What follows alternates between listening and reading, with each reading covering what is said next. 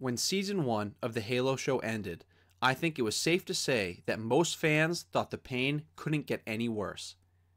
I thought the show would be cancelled and we would just have to accept another failed Halo project. But I was wrong on both accounts. Somehow, some way, Halo got renewed for a second season. And now that it's ended, I can easily say the second season hurts far worse than the first. But maybe not for the reasons you think. In this episode of The Third Floor, I'm going to be breaking down Halo Season 2 and highlighting what makes it so weird. But before I get started, please remember to like and subscribe. We're on the road to 1,000 subs and we would really appreciate your support. Now without further ado, let's get into it.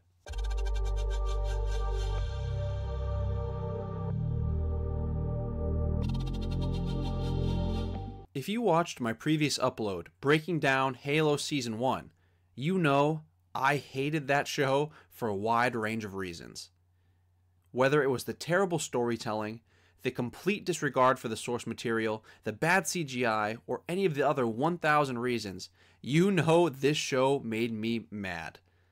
And I'm sure it did the same thing for a lot of you Halo fans out there. And like most of you, I had very little hope that the showrunners at Paramount would learn from any of their mistakes in Season 1. But, and I can't believe I'm saying this, they kind of did. Now, to be clear, this show is not perfect by any means. But I do feel comfortable saying that despite how much Season 2 of Halo pained me, it is easily better than its predecessor, at least for the first 4 episodes. In my opinion, Halo Season 2 basically has 2 different parts to it.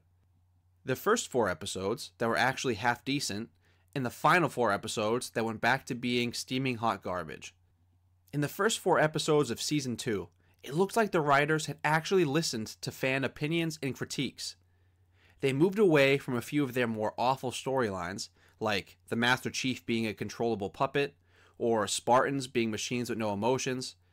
They also took a very brief and amazing break from spending whole episodes on pointless side characters. Quan. And instead, they actually focused on some really good things. They expanded the scope of the universe and added more memorable planets and systems to the show. They also included the UNSC and Covenant armies, which finally made the show feel like a big war rather than a small skirmish. And to be fair, even though the Spartans were still written terribly, they were a breath of fresh air in comparison to the first season. In the first 4 episodes of Season 2, the Master Chief came off like a wrecking machine that could take on any number of enemies and win. And they even slightly improved the CGI, which, believe it or not, is important for a show that centers around a giant green human fighting massive blue aliens. I also thoroughly enjoyed the Invasion of Reach storyline. Despite how rushed it was, and it was really, really rushed, it gave us the briefest glance at what good Halo content could be. This was all capped off by Episode 4, which actually depicted the fall of Reach. I think this episode was the best of the season by far. It felt like actual Halo, despite the lack of any Mjolnir armor anywhere in sight. The battles felt widespread and chaotic, which is how they're described in the books. And for once, the writers did a good job of making the audience feel strong emotions at the right times. For example, the deaths of Vanek and Admiral Keyes were a really nice touch. Their sacrifices actually felt impactful and meaningful to me. Admiral Keyes laying down his life for humanity in one last selfless act, and Vanek running towards his death to save one of the people that he loves most in the Master Chief. It's a fitting end for any Spartan, even despite him being put down by the Arbiter fairly easily. But, like I said, despite these improvements, the beginning of the show, while good, still was not perfect. I still hated the relationship between the Spartans and the UNSC. In my opinion, this show should have the UNSC unified behind the Spartans, and it should be less about political drama and more about humanity's fight for survival. Speaking of drama, while at times I found the whole "is the Master Chief crazy or not" storyline to be entertaining, I think it was more aggravating than anything else. These Spartans grew up together. They suffered together. I don't think a random Oni officer would be able to split them up with such obvious manipulations. Despite what the show wants you to believe, Spartans aren't just muscle-bound idiots. But unfortunately, despite what I just said earlier, we did get some small amounts of side quest action in these episodes, and they mainly revolved around Soren and his family. And to be quite honest, I cared little to nothing about these scenes. They meant nothing to me, really, until the end of the show. To be fair, the scenes with Soren and his family, they're not terrible. But the real tragedy is, these side missions are part of the reason why the fall of Reach felt so rushed. They took time away from what should have and could have been a season-long story and turned it into a 60-minute arc, and I just think that's ridiculous. But even despite all of these shortcomings, when episode 4 ended, I was feeling pretty good. But then, of course, 30 seconds into episode 5, I felt a massive dip in the show's quality. I instantly lost interest as the show reverted to its roots and went back to incorrect character depictions and unnecessary social drama storylines. We spent a whole episode of the Master Chief acting like an absolute jerk, refusing to acknowledge the death of one of his friends and berating another for being injured. Master Chief came across like a cold and emotionally ignorant person, which he isn't. And, don't even get me started on Quan starting to see some woman walking around in her daydreams. This is absolutely nothing against the actress, who I know is doing her best, but I want Quan as far away from the main storyline as humanly possible. And as if it weren't bad enough, as the second half of the season continues on, McKee grows more and more into a prominent role. If you watched my Season 1 review, you know I cannot stand McKee. It makes no sense to have a human in the Covenant, and even less sense to have her as the main antagonist of the show. Halo loses so much of its gravitas when it's shrunk down to just another soap opera in space. She should not be pulling the Arbiter strings nor the Master Chiefs. Her place should have been filled by the Hierarchs, the beings that actually control the Covenant. Not only would they have made more sense, but they actually have a massive role in the Arbiter's journey. But who knows, maybe we'll see that storyline of the Arbiter splitting from the Hierarchs in Season 3. One semi-positive note I do want to include from the second half of the season is getting to see the Master Chief absolutely ragdoll a bunch of humans when he infiltrates the Oni base. Not only was this hilarious to watch, but it reminds you of just how much stronger Spartans are than the average human. But because we do not get to be happy in the Halo universe, shortly after seeing Master Chief portrayed as a huge threat, the show decides to knock him down a few pegs by having him get the crap kicked out of him by arguably the most annoying character of the entire show, Kai. In this season alone, Kai undermines the Master Chief's position of authority, betrays his trust, takes the side of a stranger over her own family, and then beats him up because she falls for a very obvious lie. In my humble opinion, this quote-unquote fight scene was pointless.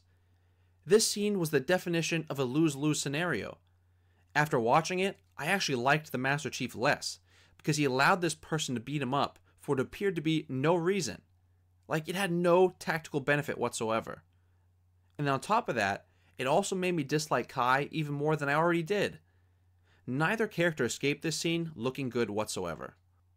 And while on the topic of Kai, I cannot ignore the fact that they tried to cram the Spartan 3s from the Ghosts of Onyx book into this story. I really have no idea why they were included in this season, especially from a storytelling point of view. While admittedly, they did add a little bit to the final battle visually, there was no real reason for them to be included. In my opinion, they were wasted in what was little more than a cameo. They did nothing for the audience emotionally and did very little to drive the plot forward. If anything, all they did was make us hate the UNSC more for throwing their lives away uselessly. And, as I said before, I cannot stand how the UNSC is portrayed in the show, and this just makes it even worse. You know, it's sad, because the Spartan 3s could have easily gotten their own spin-off show down the line, but now it will never ever happen. Can I get some RIPs in the comments for Kurt and all the Spartan 3s we will now never get to see brought to live action? And if you guys haven't yet, make sure to check out the book Ghosts of Onyx by Eric Nyland. It shows you how the Spartan 3s came to be, and it really tells you what they were actually used for in the Halo universe. It's a great read. Enjoy. As the show came closer to its end, I was torn by a lot of what I saw. First, I was massively underwhelmed by the final space battle. The ship-to-ship combat got zero attention, and all of the focus was on the Spartan 3s. And because we had hardly any time to get emotionally invested in these characters, their scenes just fell flat for me. But I will say, that's not including when they were flying through space. Those scenes looked great. Second, I didn't expect the Flood to be so front and center to the show's main plot. And I was shocked just how much the storyline dominated the season finale. They really went after the whole zombie feel, which I don't actually think is a bad thing. But I do feel they're going to have a hard time finding ways to balance the Flood storyline with the Human Covenant War storyline that they're already struggling to give enough screen time to. And don't even get me started on how Quan is at the center of the Flood. I mean, it makes no sense to me. If it makes sense to you, please leave a comment and try to explain it to me, but like, for real, it makes no sense to me. And the third point I want to make is probably going to be an unpopular one, but I didn't think the scenes with Master Chief on Halo were great. I mean, the fight between the Arbiter and the Master Chief was very rushed, and it didn't come across as the triumphant redemption for the Chief that it was supposed to be. Also, again, McKee detracted heavily from these scenes because it just made no sense for her to be there, and she added no tension to the scenes whatsoever. I did like how it geared us up for the Combat Evolved storyline. You know, it was cool to see Halo again and reminisce about all the old buildings that we saw in the OG game. For me, this was just a straight up nostalgia boost. And guys, these are the reasons why I say the second season is more painful than the first. The second season gave us glimmers of hope, and it showed us small pieces of what Halo could be. But then more often than not, it would quickly be ruined thereafter. In the first season of Halo, there was no hope, and there were close to zero redeeming qualities about that show. So we the fans just never got excited. But now, we've tasted that excitement, and we know the writers are capable of following the Halo lore. So when they decide to deviate on one of their weird tangents from the source material, solely due to what I believe is their massive egos, that's even more frustrating than it was before. If Halo could learn to string together their wins, this show could be a game changer. But first, they need to stop making such clear and obvious mistakes. They're definitely not fans of the Halo universe, and that's fine. But they need to find ways to pay homage to the universe while also doing their own thing at the same time. Overall, guys, here's my takeaway. Halo Season 2 deserves credit for trying new things, and for partially listening to some fan feedback. They did certain things really well, but unfortunately, they did not learn enough from Season 1 to avoid falling into the same exact potholes. It still relies too heavily on stereotypical drama to move the plot forward, and they spend so much time on side quests that almost all aspects of the main story seem rushed. So while this season is definitely much more Halo-esque than the first, it still has a long, long way to go before it's worthy of its name. Well guys, these are my thoughts on Halo Season 2. What do you think? Do you agree with my points, or am I completely in the wrong? Let me know in the comments what you thought about this season of Halo. Thanks again so much for watching, guys. We really appreciate you, and we'll catch you next time on the third floor.